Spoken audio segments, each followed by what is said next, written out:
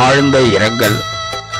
அன்பு தம்பி ராகுல் டிக்கி நேற்று ஈரோடு பகுதியில் ஒரு பாலம் அருகில் சென்றபோது மோதிவிட்டு உடல் அடிபட்டு மருத்துவமனை சென்றதாக தகவல் அறிந்து வேதனைப்பட்டேன், வருத்தப்பட்டேன். அன்பு தம்பிக்கு மிகப்பெரிய ஒரு எதிர்காலம் இருக்கிறது.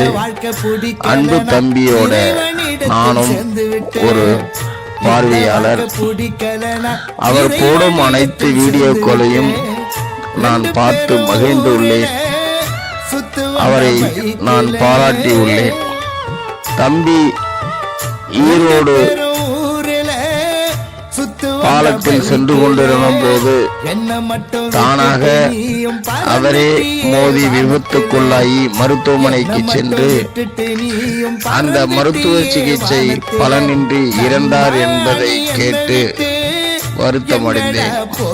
தம்பி ராகுல் டிக்கிக்கு என்ன ஆனது, என்ன ஆட்சி என்பதை தனக்கு தெரியவில்லை.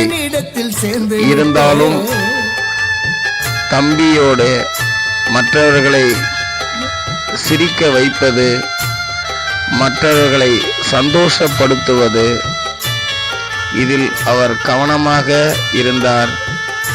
ஆனால் இறந்தது எப்படி, எந்த நிலையில் அவர் மோதி விபத்துக்குள்ளானார் என்பது தெரியவில்லை. இருந்தாலும் தம்பி இறந்தார் என்று செய்தியை யூடியூப் மூலம் பார்த்தேன். மருத்துவமனை சென்று சிகிச்சை பலனில்லாமல் இறந்தார் என்று அவருடைய நண்பர் ஒருவர் கூறினார். ஆகவே தம்பி டிக்கி அவர்களுக்கு என்ன ஆட்சி, எப்படி இறந்தார் என்பது மனம் வருத்தமாகவே உள்ளது. ஆகவே அந்த தம்பியை எப்படி தொடர்பு கொள்வது என்பது தனக்கு தெரியவில்லை. ஆனால் அவருடைய இன்ஸ்டா, அவருடைய பேஸ்புக் இதிலே தொடர்பு கொண்டேன், யாரும் வரவில்லை. ஆகவே தம்பிக்கு ஒரு நல்ல எதிர்காலம் இருந்து இறைவன் அவரை பாதியில் அழைத்து சென்றது வருத்தமளிக்கிறது. அப்படி தம்பிக்கு ஏதாவது நேர்ந்திருந்தால் ஆழ்ந்த அனுதாபங்கள், இரக்கங்கள். அந்த குடும்பத்தார் இப்பொழுதுதான் திருமணம் நடந்தது என்று அறிந்தேன். அந்த தம்பி குடும்பத்தாருக்கு ஆழ்ந்த அனுதாபங்களையும், தம்பியை இழந்து வாடும் அனைத்து சப்ஸ்கிரைப் அவர்களுக்கும் எனது கண்ணீர் கலந்த அனுதாபங்களை தெரிவித்துக் கொள்கிறேன். தம்பி மிகவும் தெளிவானவர். தம்பி மிகவும் அனைவரையும் சந்தோஷத்தில் ஆழ்த்தக்கூடிய ஒரு நபர்.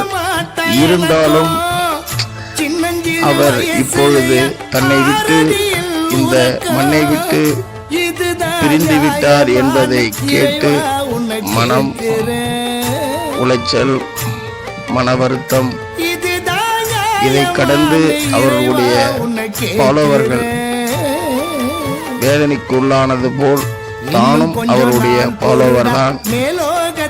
தம்பியை இழந்து வாடும் ஃபாலோவர்களுக்கும் ஆழ்ந்த இரங்கல், அனுதாபங்கள்.